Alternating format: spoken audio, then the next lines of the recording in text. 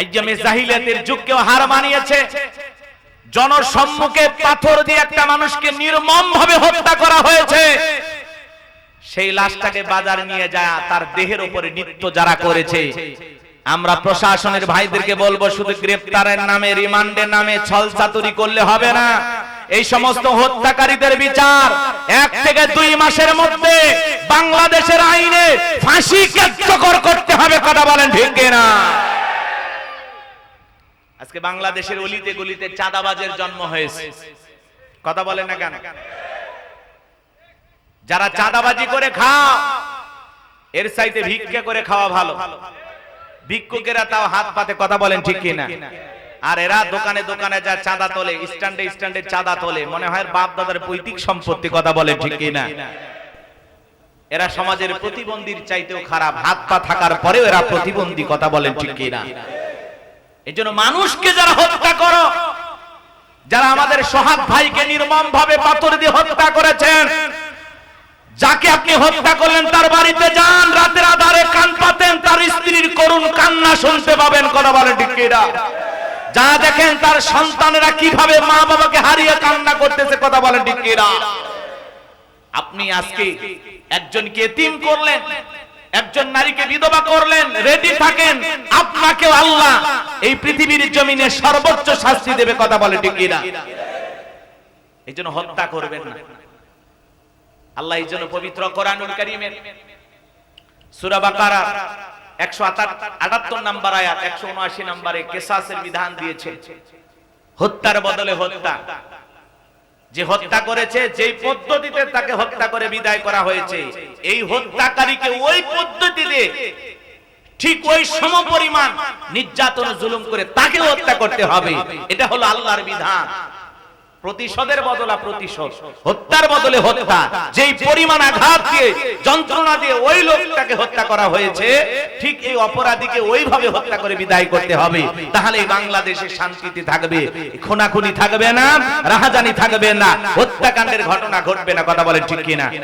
একজন অপরাধী যখন জানবে যে বাংলাদেশের আইন পাস হয়েছে, আল্লাহর বিধান অনুযায়ী হত্যা করলে তাকে হত্যা করা হবে, হত্যাকারী যখন এটা নিশ্চিত হবে আমি যদি কাউকে হত্যা করি তাহলে দেশের আইন অনুযায়ী আমাকেও হত্যা করা হবে, তখন আর হত্যাকারী হত্যা করার সাহস পাবে না, দেশে অপরাধ কমে যাবে। এজন্য আল্লাহর বিধান চালু করতে হবে। এই সমস্ত নরপশু জালেমদেরকে সাইজ করার জন্য আল্লাহর এই বিধান ছাড়া আর কোন বিকল্প পদ্ধতি খোলা নাই। কথা বলেন ঠিক কিনা? কষ্ট হয় আমার কথা? বিরক্ত হইতেছে আমার ভাইয়েরা? আমি যে কথা বলতে চাচ্ছিলাম বাজান, দিল দিয়া কথাগুলো বোঝার চেষ্টা করবেন, মন খারাপ করবেন না। সারা দেশে চাঁদাবাজি, টেন্ডারবাজি, খুন, ধর্ষণ। চাঁদার টাকা না দিলে স্বামীকে বেঁধে রেখে স্ত্রীকে গণধর্ষণ করে বিদায় করে দেওয়া হচ্ছে। কথা বলেন না কেন? রাস্তায় ট্রাক আটকায় চাঁদা নেওয়া হচ্ছে, যেখানে সেখানে চাঁদাবাজ। 54 বছরে আমরা অনেক চাঁদাবাজি দেখেছি। নতুন বিপ্লব ঘটাইলাম, জুলাইয়ে রক্ত দিলাম, এরপরে যদি আবারও দেশে চাঁদাবাজের জন্ম হয়, আমাদের চাইতে হতভাগা কপাল পোড়া জাতি আর পৃথিবীতে না।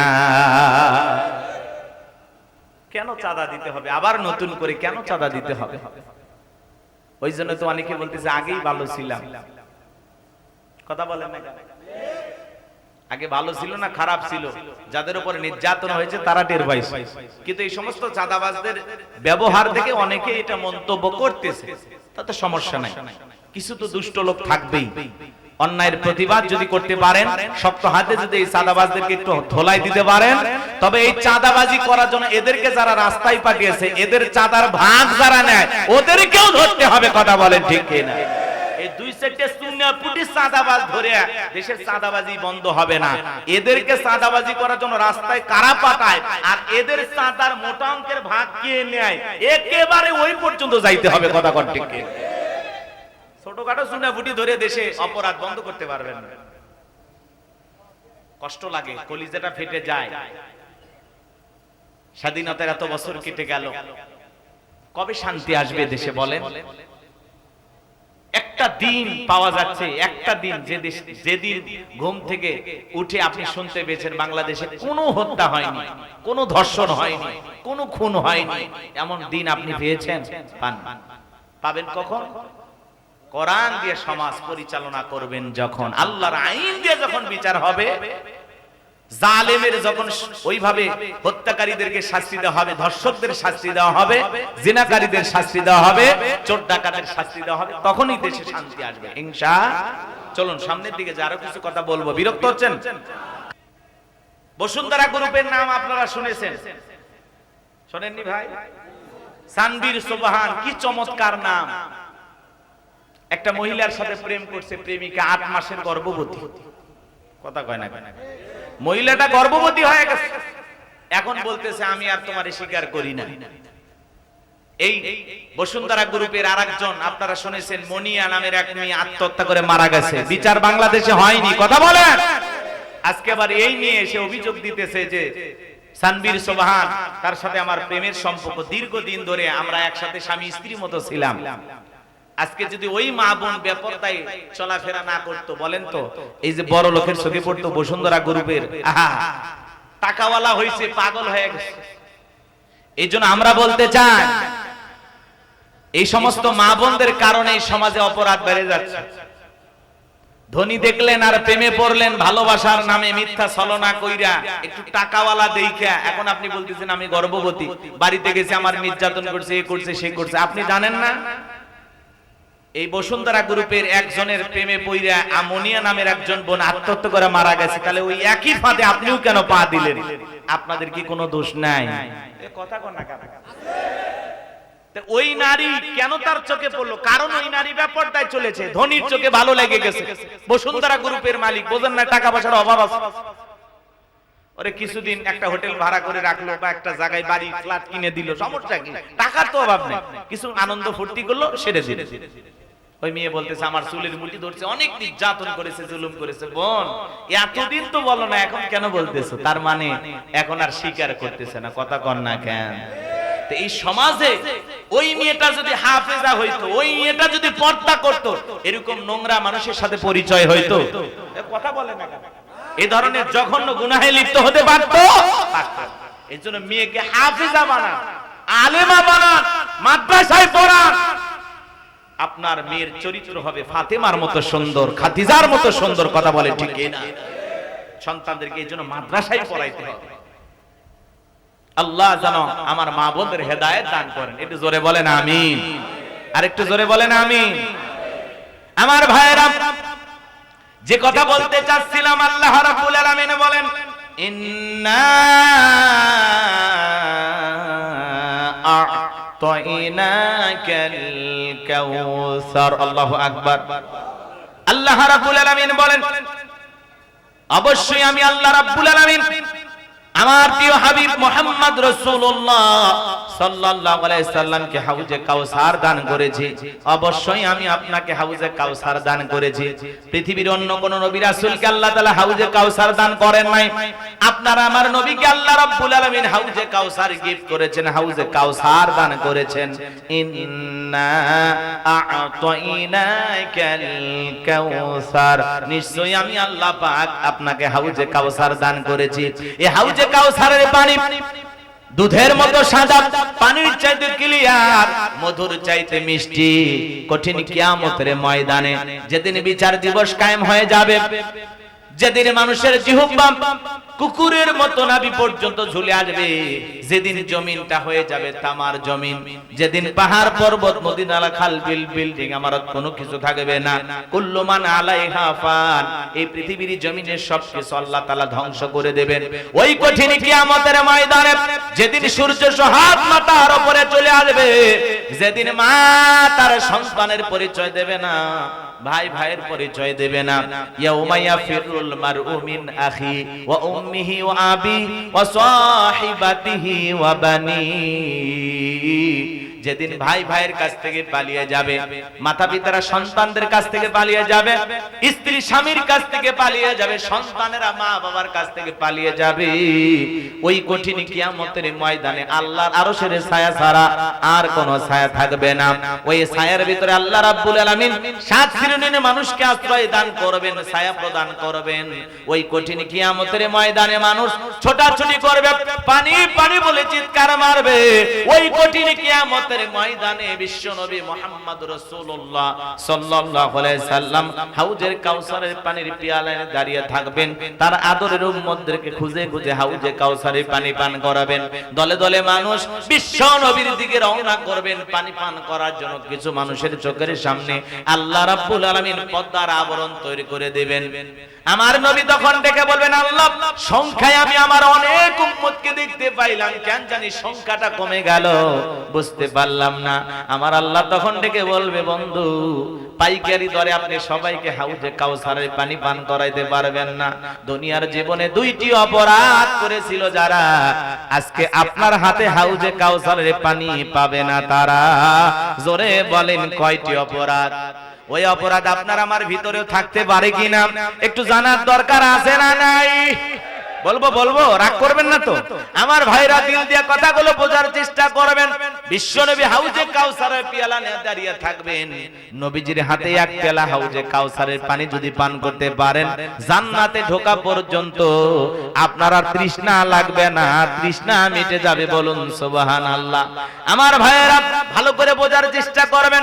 নবীজি হাউজে কাউসারের পিয়ালা নিয়ে দাঁড়িয়ে আছেন, আর আপনি নবীজির সামনে যাবেন, নবীজির হাত থেকে হাউজে কাউসারের পানি নিয়ে পান করবেন। এমন সৌভাগ্যবান কারা কারা হতে চান নবীজির হাতে হাউজে কাউসারের পানি পান করবেন? নিয়ত কার কার আছে? হাত তুলে আল্লাহকে দেখান। হায় রব্বুল আলামিন, গাজীপুরের কিছু মানুষ বিশ্ব নবীর হাতে হাউজে কাউসারের পানি কিয়ামতের ময়দানে পান করতে চায়। আল্লাহ আমাদের সবাইকে নবীজির হাতে হাউজে কাউসারের পানি পান করা তৌফিক দান করুন। একটু জোরে বলেন আমিন। আর একটু জোরে বলেন আমিন। আর একটু জোরে বলেন আমিন। আত্মান আমার ভাইয়েরা, পানি চাইলেন আর পাইলেন না তো সহজ না। শোনেন, হযরত আবু বকর সিদ্দিক রাদিয়াল্লাহু তাআলা পানির পিয়ালাগুলো ভরায় দিবেন, মাঝখানে দাঁড়িয়ে থাকবেন হযরত ওমর বিশ্ব নবীজির হাতে দিবেন, আর নবীজি তার আদরের উম্মতদেরকে খুঁজে খুঁজে হাউজে কাউসারের পানি পান করাবেন। কিয়ামতের কঠিন দিন, একদিন হবে 50,000 বছরের সমান। নবীজির হাতে এক পেয়ালা হাউজে কাউসারের পানি যদি পান করতে পারেন, আর আল্লাহর আরশের নিচে ছায়া যদি পান, ওটা হলো কিয়ামতের ময়দানে আল্লাহর তৈরি করা ভিআইপি গ্যালারি। আল্লাহর প্রিয় বান্দারা যখন কিয়ামতের ময়দানে আল্লাহর আরশের নিচে ছায়া যদি পান বাজান, আর নবীজির হাতে হাউজে কাউসারের পানি যদি পান করতে পারেন, আপনি জান্নাতি, আপনার আর কোনো টেনশন নাই। বলুন সুবহানাল্লাহ। কিন্তু পানি চাইলেই তো পাওয়া যাবে না। হাউজে কাউসারের পানি পান করতে গেলে কাজ করতে হবে দুইটি। চিৎকার মেরে বলুন কয়টি? দুইটা আঙ্গুল তুলে বলেন তো কয়টি? আর জোরে জোর হলো না, উঠে যাবে। হাত নামান বাজান, পানি চাইলেই তো পাওয়া যাবে না। আমি আপনাদের এলাকায় আসলাম, উদাহরণ দিয়ে কথা বলতেছি, 1 মিনিট শোনেন। একটা ছেলের হাতে কিছু চকলেট দিলাম, দিয়ে বললাম, বাবা যাও তো আমার জন্য এক বদা পানি নিয়ে আমার একটু ওযু বানাবো। ওই ছেলেটা বদনা নিয়ে মারছে দৌড়, মাঝখানে আছার খাইয়ে পড়ে গেছে। পড়ে যাওয়ার পরে হাঁটু ছিলে গেছে, রক্ত বের হয়ে গেছে। চকলেট থাকার কারণে উঠে ছেলেটা দাঁড়াইছে, বদনা ভরে পানি নিয়েই আমার সামনে হাজির। আমি তখন বললাম, বাবা এই পানি টান থেকে তোমার কষ্ট হয়েছে, মাঝখানে আছার খাইয়ে পড়ে গেছো, ব্যথা পাইছো, কষ্ট পাইছো, হাঁটু ছিলে গেছে, রক্ত মনে হয় বের হয়েছে। চকলেট থাকার কারণে ছেলেটা তখন বলতেছে, আমি এরকম কত পড়ে যাই, আমার কিছুই হয় না। কথা কয় না কেন? এই চকলেটের খুশির কারণে ব্যথাকে ব্যথা মনে হচ্ছে না। কথা বলে ঠিক কিনা? কিয়ামতের কঠিন ময়দানে নবীজির হাতে এক পেয়ালা হাউজে কাউসারের পানি যদি পান করতে পারেন, কিয়ামতের কঠিন দিন আপনার কাছে কঠিন মনে হবে না, আল্লাহ সহজ করে দেবেন। একটু জোরে বলেন সুবহানাল্লাহ। এখন পানি চাইলে তো পাওয়া যাবে না, কাজ করতে হবে। কথা কয় না কেন?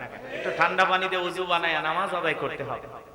হঠাৎ করে একটু মসজিদে যদি নতুন কেউ নামাজ পড়া শুরু করে, পুরাতন মুসল্লি তারে দেখে ঠাট্টা বিদ্রুপ শুরু করে। হ্যাঁ, সূর্য কোন দিক উঠছে? উত্তর পাড়ার বাসা দিকে মসজিদে নামাজ পড়বা না 2 দিন পরে আবার সাইরা দিবা? আল্লাহর সাথে ঠাট্টা বিদ্রুপ করো না। এরকম মজা করে কিনা? ওই সমস্ত মুরব্বীদেরকে সাবধান করে বলতে চাই, মুরব্বী সাবধান, সাবধান। আপনি তো দাওয়াত দিয়ে 5 জনকে মসজিদে আনতে পারেন না। একজন ভাই হঠাৎ করে নামাজ ধরেছে, দাড়ি রাখা শুরু করছে, আপনার সমস্যা কোথায়? আপনি তার জন্য দোয়া করেন যে ভাতিজা তুমি মসজিদে আসছো নামাজের জন্য, আমার দিলটা ভরে গেছে, আল্লাহর কাছে দোয়া করি আল্লাহ যেন মৃত্যু পর্যন্ত তোমাকে মসজিদে এসে নামাজ পড়ার তৌফিক দান করে। দোয়া করেন, ভালোবেসে বুকে টানেন, মৌচাক বাজারে যায় এক কাপ চা খান আর বলেন ভাতিজা আজকের চায়ের বিল আমি দিব। কথা কন, তা তো করবেন না। ঠাট্টা বিদ্রুপ করছেন। যুবক বয়সে একটু দাড়ি রাখছে, ওইটা না ঠাট্টা। এই বয়সে দাড়ি রাখি কথা কয় না, আছে না? দাড়ি রেখে বউনে ঘুরতে গেলে বলে ভাবি আসসালামু আলাইকুম, সাথে চাচার খবর কি? বাড়িতে এসে বউ রাগ করে, তোমার সাথে বাইরে যাওয়া যায় না কেন? কয় আমার ডাকে ভাবি আর তোমার ডাকে চাচা। যেই বউ নবীর সুন্নাত দাড়িকে মহব্বত করতে পারে না, ভালোবাসতে পারে না, ওই বউ আপনাকে 100% ভালোবাসা দিতে পারে না। কথা বলে ঠিক কি না? এই পৃথিবীর সকল নবীদের মুখে দাড়ি ছিল, কথা কয় না, ছিল না? তা আপনি মুসলমান দাবি করেন, আপনার মুখে দাড়ি নাই। এই যে বাস দুর্ঘটনায় কত মানুষ গাজীপুরে মারা যায়, যায় না? বলেন তো বাজান, আল্লাহ না করুক আপনি দুর্ঘটনায় মারা গেছেন, মুখে দাড়িও নাই, মাথায় টুপিও নাই, মানুষ তখন কি করবে? মরার পরে কাপড় খুলে দেখবে মাথা কাটা আছে না নাই। কথা কোন ঠিক কি না? হ্যাঁ, আর যদি একটা টুপি থাকে দেখে বুঝবে মুসলমান, মুখে দাড়ি থাকলে দেখে বুঝবে মুসলমান। কথা বলেন না কেন? কিন্তু মাথায় টুপিও নাই, মুখে দাড়িও নাই, মরার পরে ইজ্জত খুলে দেখবে। কথা বলেন ঠিক কি না? এজন্য বাহিরে বের হলে একটা টুপি কাছে রাখেন। অনেকে দাড়ি রাখে না, 90 বছর 70 বছর 80 বছর বয়স হয়ে গেছে, সেলুনে জায়গায় মেরিয়ে দিয়ে ক্লিন শেভ করে। সেলুনওয়ালা বিরক্ত হয়ে কয় চাচা চামড়া জড়ে গেছে, ঠিক মতো ব্লেড লাগান যায় না, প্লাস দিয়ে টান করে ধরে ধরে। কথা কন না কেন? কয় চাচা এবার দাড়িটা রাখেন। কয় বাবা দাড়ি রাখবো কেমনে? চুলকে চুলকে, তোমার দাড়ি রাখলে চুলকায়, কবরে যাও ফেরেশতারা চুলকানির মলম নিয়ে বসে আছে। কথা কন ঠিক কি না? এজন্য বাজান দাড়িটা ছেড়ে দেন, কাইটেন না। দাড়ি হলো পুরুষের সৌন্দর্য, দাড়ি ছাড়া পুরুষকে পুরুষ লাগে না। মহিলারও দাড়ি নাই, আপনারও দাড়ি নাই। এ কথা কয় না। একটু মহব্বত করেন, দাড়ির মহব্বত রাখেন। কি পারবো তো ইনশাআল্লাহ দাড়ি রাখতে? মুখে দাড়ি নাই, একটু আমি অনুরোধ করতেছি, মুখে দাড়ি নাই, আজকের মাহফিলে আপনার কাছে আমার অনুরোধ, এরকম কি দুই একজন ভাই আছেন যে হুজুর আজকে ওয়াদা দিলাম হুজুর আমি আর নবীর সুন্নাত দাড়িটা কাটবো না, আমি আজ থেকে দাড়ি রাখবো ইনশাআল্লাহ ইনশাআল্লাহ, এরকম দু চারজন ভাই আছেন? আল্লাহ কবুল করেন, জোরে বলেন আমিন।